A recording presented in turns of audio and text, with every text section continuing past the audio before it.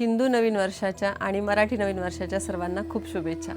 सध्या गुढीपाडवा ते रामनवमी असं रामाचं नवरात्र सुरू आहे।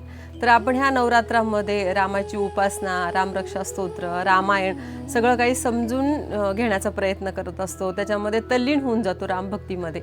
तर आपण पाहतो की ही स्तोत्रे, ही अष्टकं किंवा रामायण हे शक्यतो संस्कृतमध्ये असतं। तर आपल्याला आपण पठण करतो ते, पण आपण शक्यतो त्याचा अर्थ जाणून न घेण्याचा प्रयत्न करत असतो नेहमीच। पण जर आपण ते समजून घेतलं तर त्यामधील भाव आपला आणखीन चांगला फुलला जाईल आणि आपल्याला समजून उमजून भक्ती करण्याचाही जास्त आनंद मिळेल। आणि त्यातच आपल्याला आपल्या जीवनातही आपण जे म्हणतो की रामरक्षा स्तोत्राचा खूप फायदा असतो। तर हा फायदा काय आहे? तर मी माझ्या चॅनलवर अगोदरच रामरक्षा स्तोत्र दिलेलं आहे। तर आपण नक्कीच हे समजून घेण्याचा प्रयत्न करा की रामरक्षा आपल्याला कशी सकारात्मकपणे आपल्या जीवनावर परिणाम करते। त्यासाठीच आपल्याला रामाचं नाव सतत आपल्या ओठावर, आपल्या मनामध्ये रामो भूत्वा रामम यजेत म्हणून आपल्याला राम होऊन रामाची भक्ती करायची आहे। तर त्या निमित्तानेच आपण आज अगदी थोडक्यात राम संकीर्तनम घेऊया। तर मी मीनाक्षी विजय कुलकर्णी, आपण आज राम नाम संकीर्तनम हे घेऊया।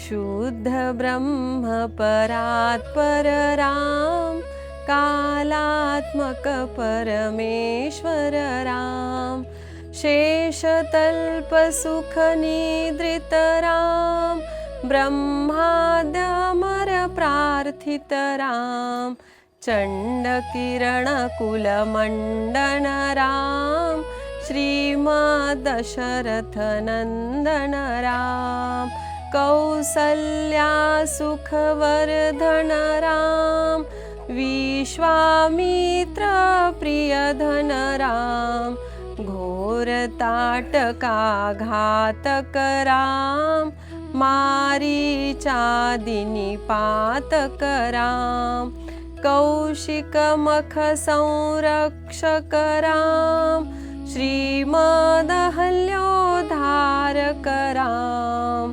गौतम मुनि संपूजित राम, सुरमुनिवर गण संस्तुत राम, नाविक धाविक मृदुपद राम, मिथिलापुर जन मोहक राम, विदेह मानस रंजक राम, त्र्यंबक कार्मुक भंजक राम, सीतार्पित वर मालिक राम, कृतवैवाहिक कौतुक राम, भार्गवदर्प विनाशक राम, श्रीमद् अयोध्या पालक राम, श्रीराम जय जय राम, श्रीराम जय जय राम, श्रीराम। तर ह्या रामनवमी निमित्त आपल्याला जर रामरक्षा स्तोत्राचा अर्थ जाणून घ्यायचा असेल सोप्या भाषेतील, तर आपण माझ्या यूट्यूब चॅनलमध्ये जो व्हिडिओ आहे तो नक्की पाहू शकता। त्याचं डिस्क्रिप्शन बॉक्समध्ये पण त्याची लिंक दिलेली आहे। तर आपण नक्की जाणून घ्या आणि आपण आपल्या जीवनामध्ये याचा सकारात्मकतेने कसा उपयोग होईल याचं खरंच आपल्याला याच्यातून खूप अगदी चांगल्या प्रकारे माहिती मिळण्यास मदत होईल। तर आपण हे नक्की जाणून घ्या। आपल्या मागच्या व्हिडिओमध्ये ही गीतेचा 15वा अध्याय आपण पाहिला आहे की जीव, जगत आणि जगदीश याचा संबंध कशा प्रकारे आपल्या जीवनाशी आहे। तर अगदी सोप्या प्रकारचे व्हिडिओ मी आपल्या सर्वांसाठी बनवत असते। तर हे संस्कृतीचं काम सर्वांपर्यंत पोहोचवण्याचं मी कर्तव्य समजते। त्यासाठी माझ्या चॅनलला नवनवीन व्हिडिओ पाहण्यासाठी सबस्क्राईब करा आणि आपल्या प्रियजनांसोबत आपणही शेअर करा। रामनवमीच्या सर्वांना खूप शुभेच्छा। जय श्रीराम।